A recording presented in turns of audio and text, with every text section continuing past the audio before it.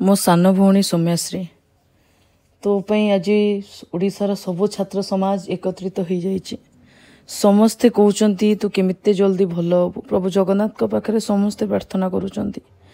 हुए तो ये अपारग सरकार अपारग पणिया आगे तू सर्वशेष हार मानिकी आत्महत्या उद्यम भली गोटे भूल पदक्षेप नहीं थाई पारू, किंतु ता पूर्वर तू जेतिकी लड़ई करिचु इतिहास तते मन रखिबो।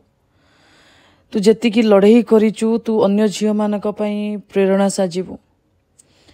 तू फेरिया भल ही जा आम गहन रे बस। तोर जहाँ अनुभूति रही जो संघर्ष रही से संघर्षर कहानी कह सत सामना को आसू। जगा एबे ता घर को बाउड़ी जगा पाखे आम आज समस्ते प्रार्थना कलु तू जल्दी भल होइकि आसे। तू जल्दी भल होइकि आस। मु आज जितेबाला तो कॉलेज जाइतिली से कॉलेज रो अगणारे तते सेठी तो सांगसाथी माने खोजुतिले। समस्ते तो पई व्यस्त विव्रत।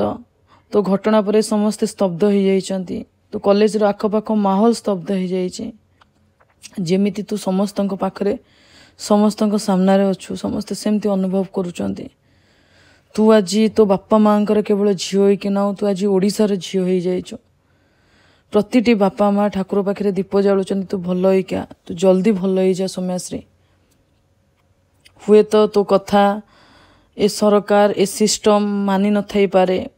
तू न्याय भिक्षा कलु न्याय न दे पारे, किंतु एबे जदि तू फेरी आसबु तो कहानी कहबू तो पछरे शह शह नाई हजार हजार नाई लक्ष लक्ष छात्र छात्री ठिया हे। तो भाई भौणी भाया मेरुदंड भली तोते न्याय देवे।